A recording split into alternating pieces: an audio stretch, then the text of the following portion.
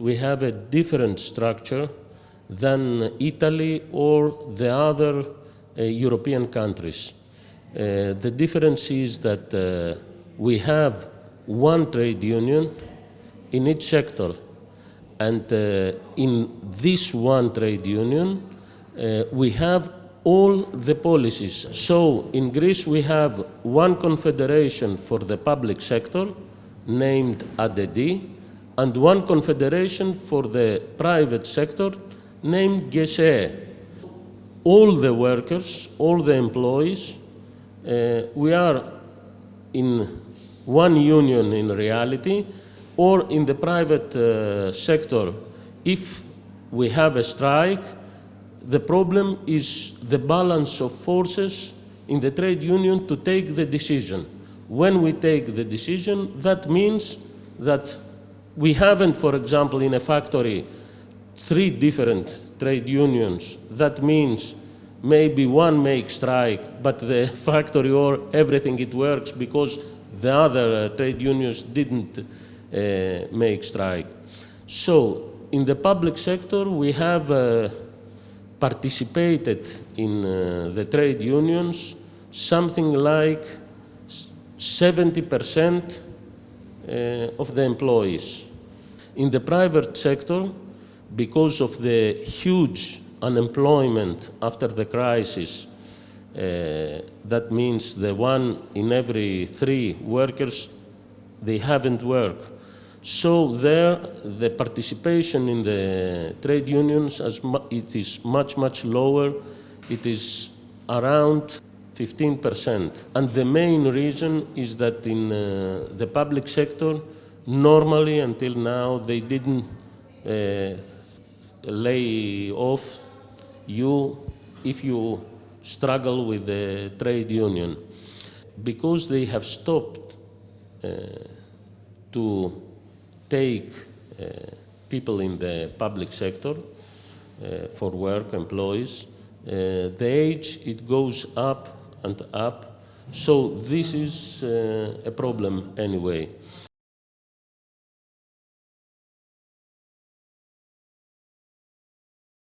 In the 2 years, 2010-2012, we had more than 30 general strikes. 3 of them, it was 48 hours, 2 days general strikes, with surrounding the parliament. And also we have the movement for the occupation of the squares that it was not only from the trade union, but it starts with a general strike and continue with people that they are anyway around the trade unions. And also we have the movement, We Don't Pay movement, it was the name, against the increase in fees in the autoroutes, autostrada, and also to don't pay the huge taxes, and most of all the tax in every house. To understand the numbers, for the working class, the increase of the taxes in Greece this last 5 years, it was 325% increase, high up. In the rich people, the increase in the taxes was 9%. You can imagine that in reality, the ruling class in Greece, they ask from the workers and the lowest part of the society to pay for the crisis of the system, for the crisis of the banks. So, in this period, we gave very hard struggles. But this, even after 2012, if it stops in the central political way, it continues in sectors and in local areas. For example, from June of 2013, they have closed the radio television.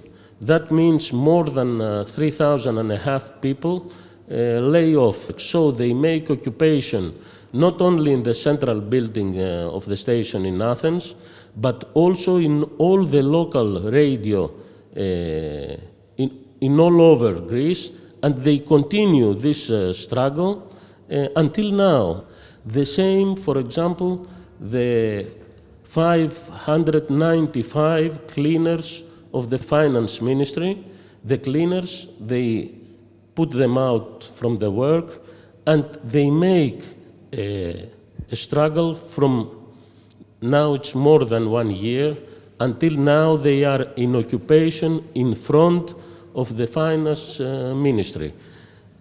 Syriza support this struggle, announced that they will take back all the public servants, but the cleaners or the people that they work in the radio television, they said, okay, we are in favor of Syriza. They vote, the most of them Syriza, but they continue the occupation until they go back at their works.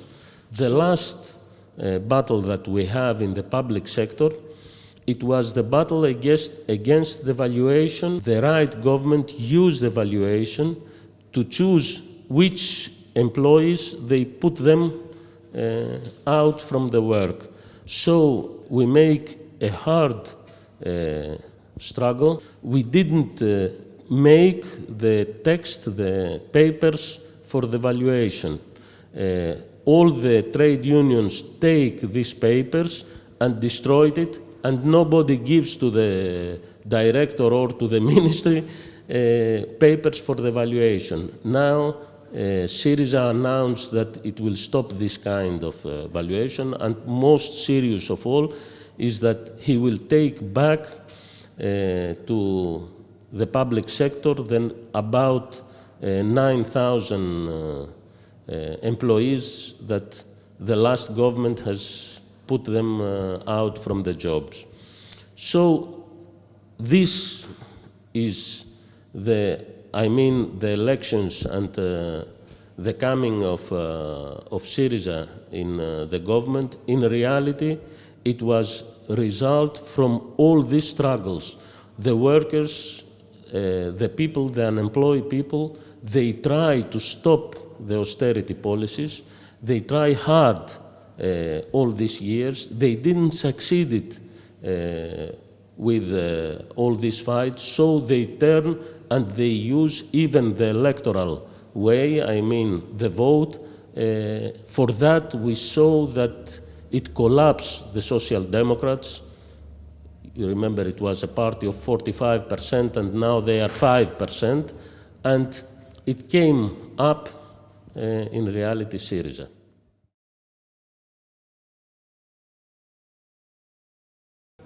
What you hear in the most of working areas is that if the government makes even the 30% of the program that they announced, I will be happy. But in the trade unions, it starts, in reality, a big discussion. The wing that supports the right party, also the Social Democrats, they want to change the agenda of the trade unions. The agenda was, first of all, to take back all the people that they lost their works. The second, to stop the austerity policies. The third, and we have an agenda. Now they said, okay, put this down, because Syriza government announced that it will take back all these people, and they said we want to increase the salaries in the high that it was in 2009. That means 30 or 35% increase. We will see that they make a strange alliance, even with left wings in the trade unions, trying to change the agenda. Anyway, inside of META, inside of the trade unionists that we support the policies of Syriza, it began one big discussion, how we deal that the government now it's from Syriza, and what we do in this. One part, small part, it wants to support Syriza policies, but the majority in reality said that we must continue to mobilize the trade unions, to mobilize the workers, and to continue to have the demands that the trade unions have.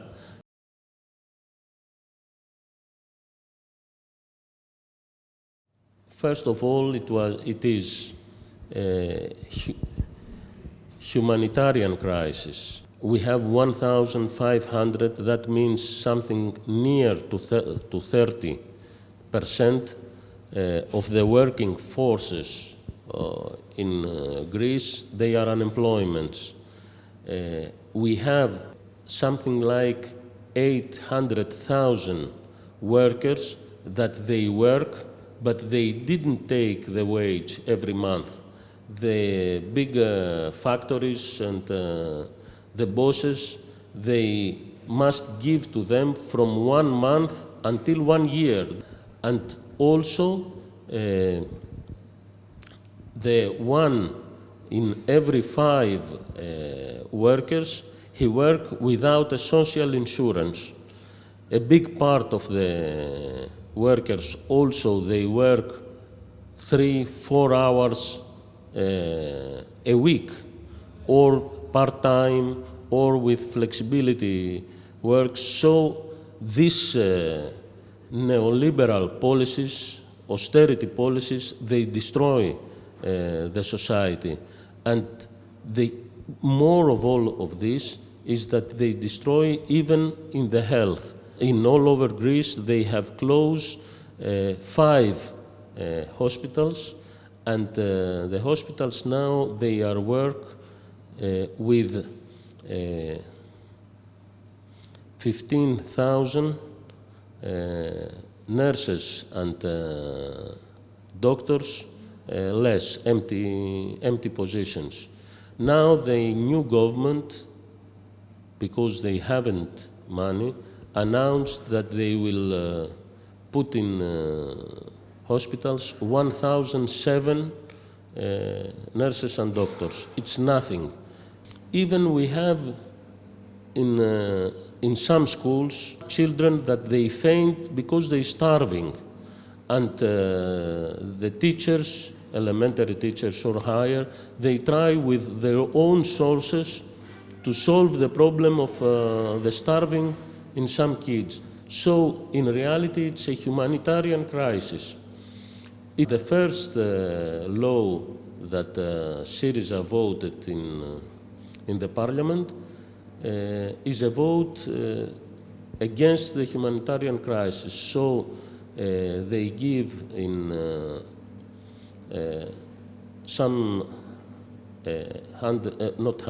tens of thousands free electricity, also homes, and also food to feed them. But in the program of Salonika, Syriza has announced that they give for the humanitarian crisis 1.2 billion.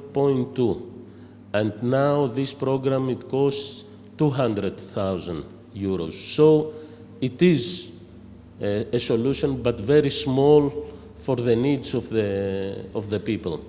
The government try to deal with the Europeans to solve the crisis, but we see that they stranglize Greece, they stop to give money, and this, it goes go on near to the fallimento. The government succeeded to make a timeout for 4 months, but in reality didn't solve the problem. When it finished the 4 months, we need answers. And the big question is, they stop austerity or they continue austerity and measures. I believe that the European partners of Greece, they want to continue the austerity, I mean the majority in the European Union, And for them, if they give the solution in Greece, they give hope that it can change, stop the austerity policies in Europe.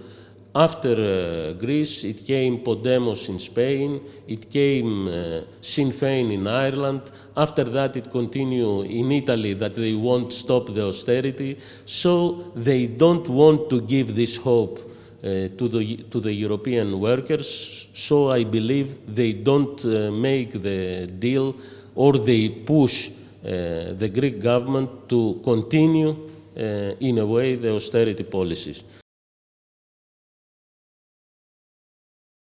I believe it's the same in all the countries. The system, it has a crisis. The problem is who pay the crisis? The workers.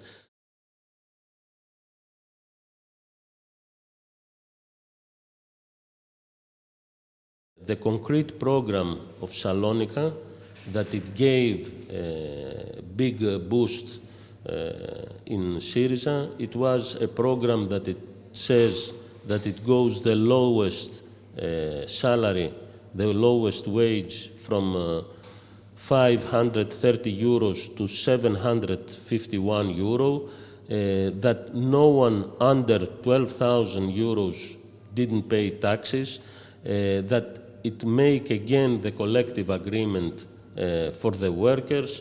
It give cheaper petrol for head to warn the people. So with this program, it came Syriza. But also, he announced that he will stay in Eurozone and the European Union.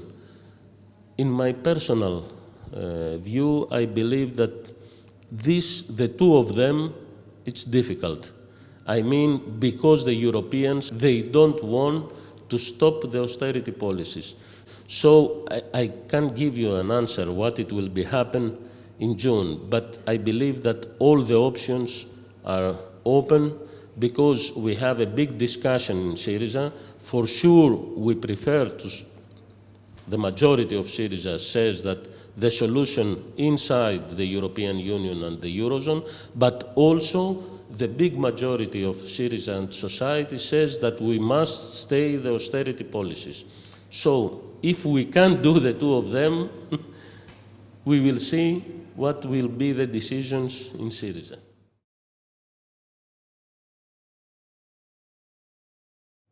It was great news in Greece, the solidarity that we saw after the winning, the demonstrations with hundreds of thousands in all over the Europe gave the signal that it's not only in Greece, but in all over the Europe, people want to stop the policies of the austerity.